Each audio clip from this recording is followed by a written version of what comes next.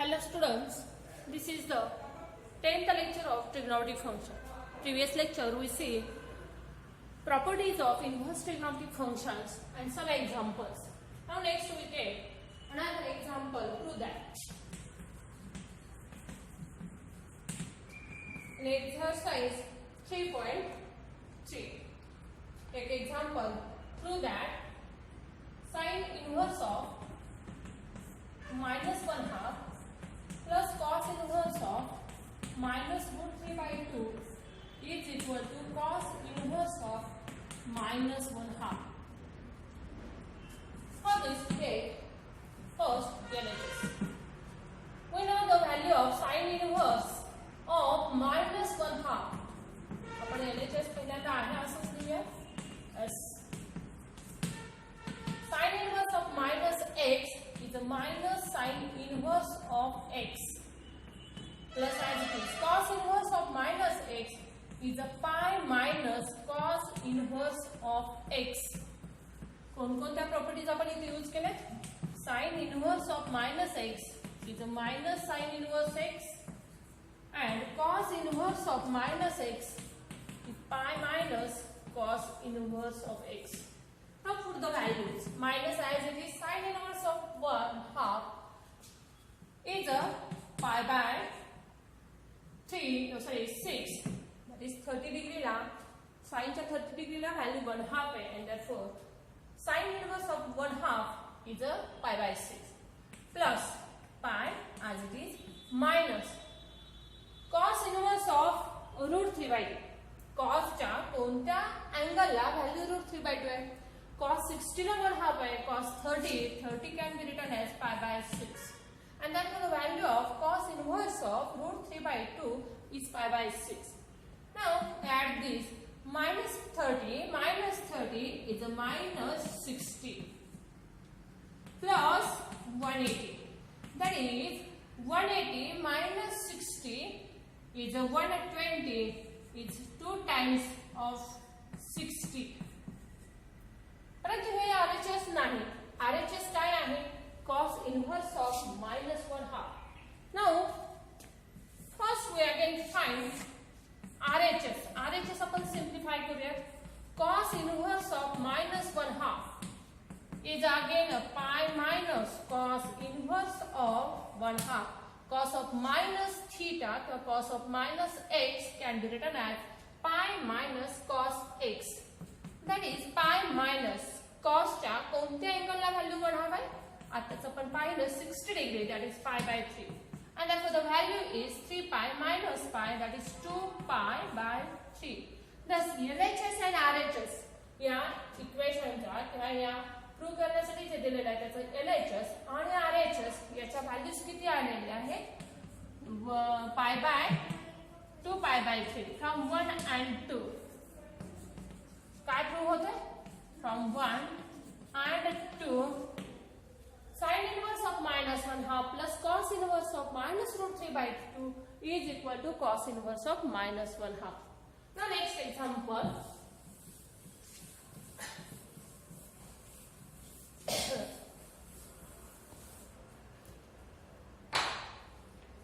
Sin inverse of minus 1/√2 minus 3 times sin inverse of root 3 by 2 is equal to 3 pi by 4 minus 3 pi by 4. Same त्याचप्रमाणे LHS लिहा. sin inverse of minus x is a minus sin inverse of x. म्हणजे जिथं ह्या value जशा आहेत तशाच लिहा. minus 3 times sin inverse of root 3 by 2 minus sin as it is sin inverse of 1/√2. sin च्या कोणत्या अँगलला व्हॅल्यू 1/√2 आहे? ते आपण कालच्या व्हिडिओ मध्ये पाहिलेलं बघा. sin च्या 45 डिग्रीला sin 45 is a 1/√2. 45 can be written as a pi by 4. जसं आहे तसंच आपण लिहायचं. minus 3 as it is sin च्या कोणत्या अँगलला व्हॅल्यू root 3 by 2 आहे? sin 30 ला 1/2 आहे तर sin 60 and 60 can be written as a pi by 3. And therefore simplification आपण करूया. minus pi by 4 minus pi, that is pi minus 4 pi. that is minus 5 pi by 4. Example मध्ये RHS काय दिलेलं आहे minus 3 pi by 4, minus 5 pi by 4 हे answer येतं आणि तिथं दिलेलं. बघा आपण आपलं कुठे चुकलंय का? sin inverse of minus x can be written as a minus sin inverse of x आणि याची व्हॅल्यू आपण दिली आहे pi by 4. Yes, it is correct. Minus as it is 3 as it is sin inverse of root 3 by 2. साइनच्या कोणत्या अँगलला value root 3 by 2 आहे 60 लाच बरोबर. and is a pi by 3 great cancel minus pi by 4 minus pi is a minus pi minus 4 pi that is minus 5 pi by 4 and therefore हे answer इथं पुस्तकामध्ये चुकीचं print झालेलं आहे and therefore we take LHS आहे या RHS example हे चुकीचं आहे बदलून. Now next example is cos inverse of 3 by 5 plus cos inverse of 4 by 5 is equal to pi by 2 हे प्रूव्ह करायचं आहे बघा. Now again we know that cos inverse of x plus sin inverse of x is equal to pi by 2 he property तुम्हाला माहिती आहे. आता यामध्ये cos आणि cosच आहे. आपण कोणताही एक यापैकी घेऊयात. LHS पैकी आपण cos inverse of 3 by 5 as it is plus cos inverse of 4 by 5 यामध्ये cos inverse of 4 by 5 we put the value here. Let cos inverse of 4 by 5 is equal to theta and therefore 4 by 5 is equal to cos theta and therefore sin theta is a 3 by 5. आता ही value आपण कशी काढू? ह्यासाठी आपण triangle मध्ये right angle triangle define करा. Is a say theta cos of theta is equal to 4 upon 5. आता आपण राईट अँगल ट्रायंगल मध्ये cos theta कसा डिफाइन करतो? Adjacent side 4 upon hypotenuse 5. हा ट्रायंगल किंवा हे ट्रिपलेट कंप्लीट होण्यासाठी ही समोरची बाजू 3 इतकी असायला जाते. 3 square plus 4 square is equal to 5 square आणि म्हणून हे ट्रिपलेट्स आपल्याला पाठ असतील तर ह्या व्हॅल्यूज तुम्ही डायरेक्टली लिहू शकता याप्रमाणे. and therefore sin theta is equal to 3 by 5 and therefore theta is equal to sin inverse of 3 by 5. थीटाची value आपण काय घेतली आहे? cos inverse of 4 by 5. म्हणजेच आपण या इक्वेशन मध्ये किंवा LHS असंही मांडू शकतो cos inverse of 3 by 5 plus cos inverse of 4 by 5 बद्दल काय लिहिता येईल? sin inverse of 3 upon 5 and then using this property we get the value is pi by 2. आता काही वेळेला आपल्याला यानंतर काही एक्झाम्पल्स मध्ये आपण कशामधून कशात गेलो? cos मधून sin मध्ये जाता येतं, cos मधून tan मध्ये जाता येतं. इथं तुम्ही tan थीटा सांगू शकाल. यस, tan थीटा बरोबर काय डिफाइन होईल? 3 by 4 and therefore थीटा बरोबर tan inverse of 3 by 4 that is आपण हा cos इनव्हर्स 4 by 5 ची व्हॅल्यू ही पुट करू शकता किंवा याच cos इनव्हर्स 4 by 5 ची value tan inverse 3 by 4 he put करता येते. म्हणजे tan मधून cos किंवा sin मधून tan यामध्ये आपल्याला सहज जाता येतं आणि याचा वापर आपण पुढच्या एक्झाम्पल्स मध्ये करणार आहोत. Next example is sin inverse of 3 by 5 plus cos inverse of 12 by 13 is equal to sin inverse of 56 upon 65 हे आपल्याला प्रूव्ह करायचं. यासाठी आपण काय काय घेऊया बघा. sin inverse of 3 by 5 is equal to theta. आता हा जो थीटा आहे ही व्हॅल्यू बघा sin inverse of 3 by 5 x ची व्हॅल्यूज लाइज बिटवीन -1 to +1 मध्ये आहे. Then theta lies between -pi by 2 to +pi by 2. त्यापैकी थीटा ही जी काही व्हॅल्यू आहे ही पॉझिटिव्ह आपल्याला दिसेल. therefore theta lies between 0 to pi by 2 and therefore sin theta is equal to 3 by 5 and therefore cos theta लगेच define करा. cos theta is a 4 by 5 because 3 4 5 is a triplet. Similarly cos inverse of 12 by 13 is equal to alpha given.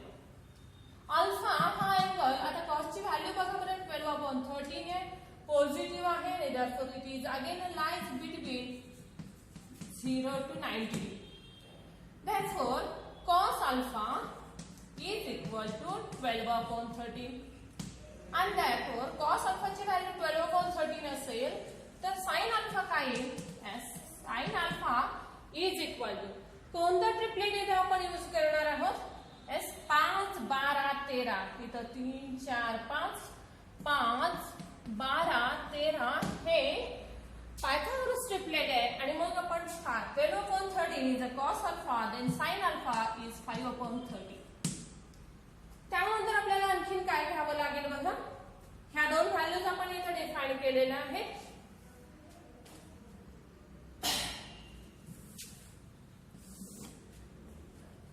Theta आणि alpha LHS मध्ये आपण हे घेतला असेल तर sine of theta plus alpha बरोबर काय लिहिता येईल? We use the formula sin a plus b is a sin cos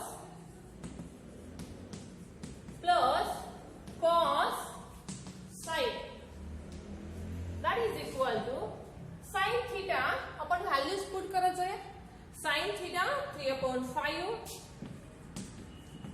cos alpha is 12 upon 13 plus cos theta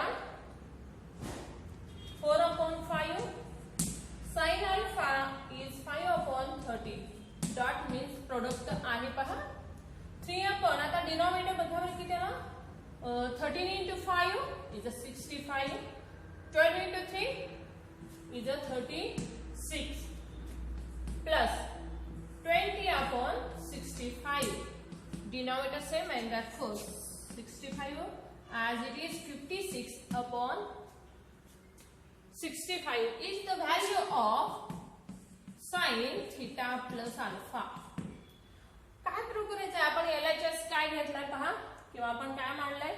theta plus alpha बरोबर आपल्याला सांगायचं आहे and therefore theta plus alpha is equal to sin inverse of 56 upon 65 असंही लिहिता येईल. किंवा आपल्याला हा साइन थीटा साइन मध्ये आहे, हा हीच अँगल आणखीन एका पद्धतीनं साइन थीटा प्लस अल्फा जर 56 upon 65 असेल तर कॉस थीटा प्लस अल्फा बरोबर काय लिहिता येईल? काय लिहिता येईल आपल्याला? हा कोणकोणते ट्रिपलेट आहे?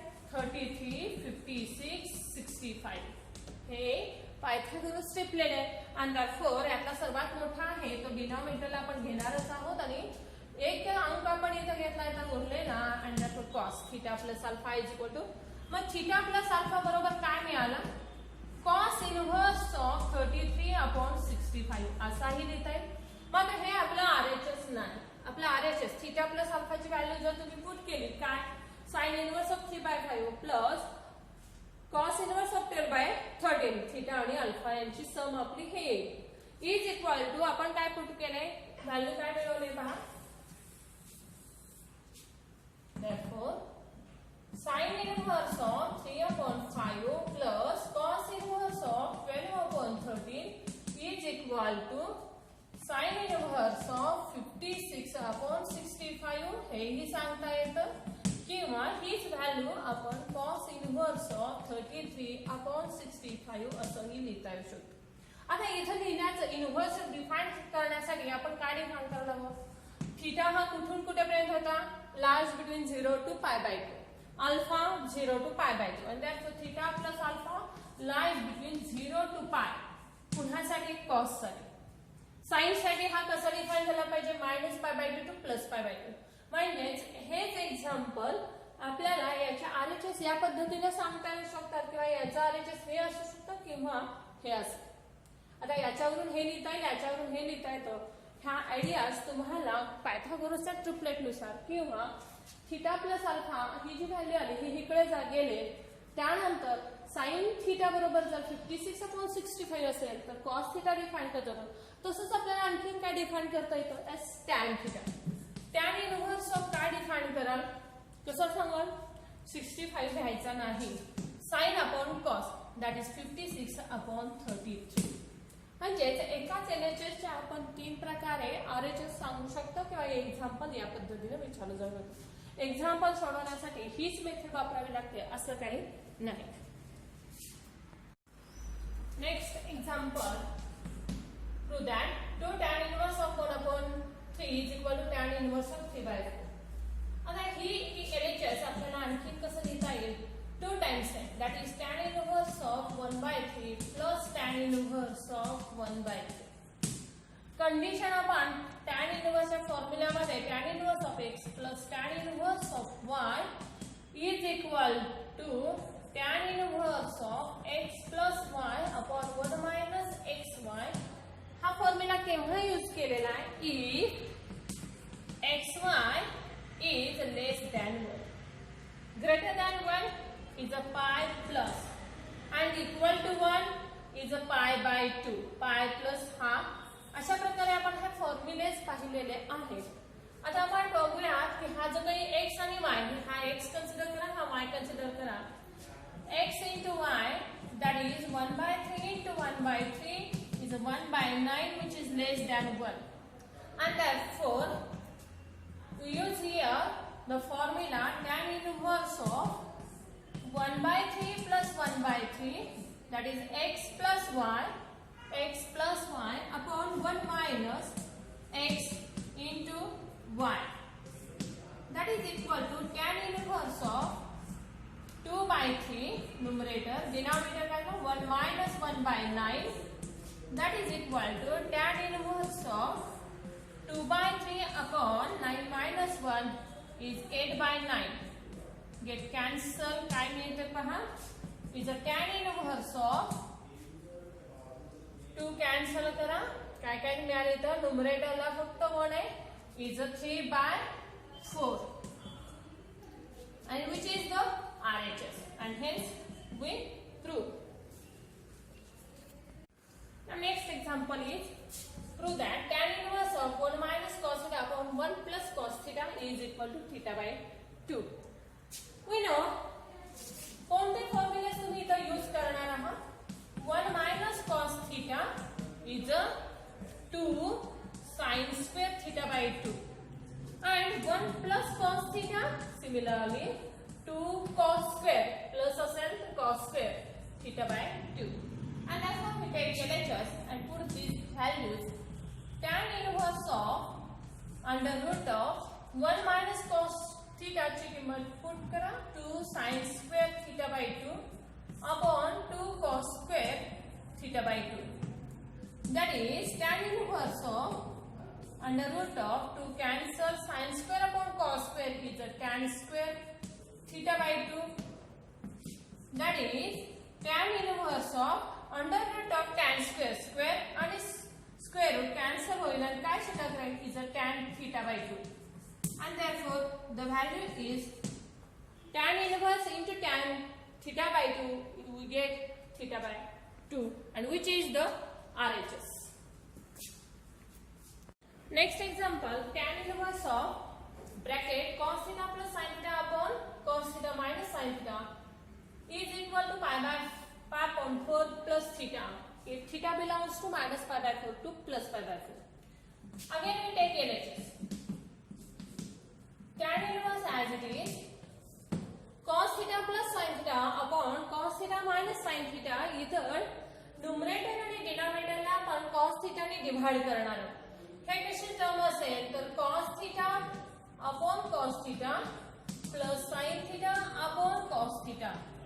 We divide numerator and denominator by cos theta.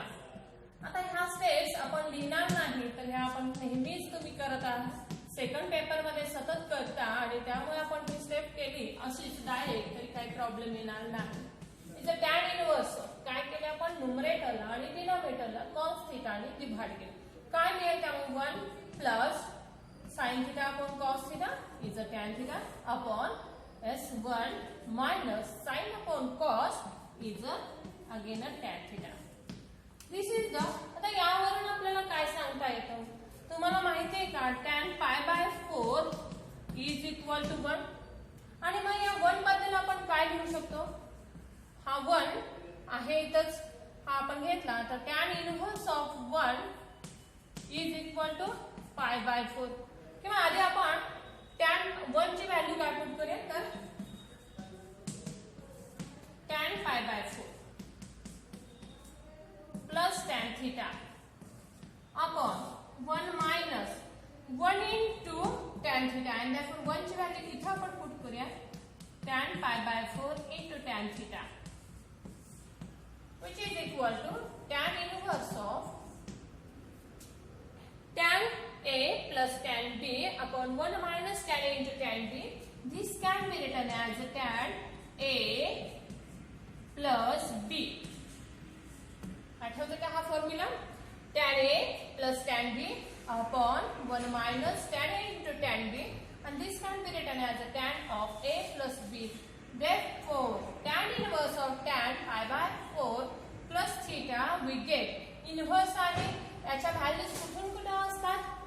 It is lies between pi by 2 minus pi by 2. Theta कसा असायला हवा? Belongs to minus pi by 2 to plus pi by 2. मात्र यामध्ये जर pi by 4 तुम्ही ऍड केलात तर काय होईल? Plus pi by 4.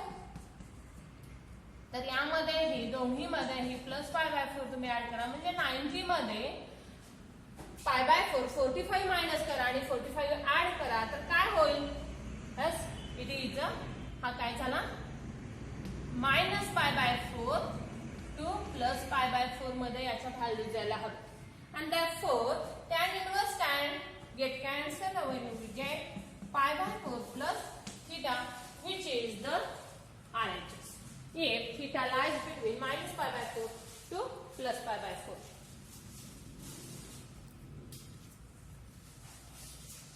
Now next we see examples.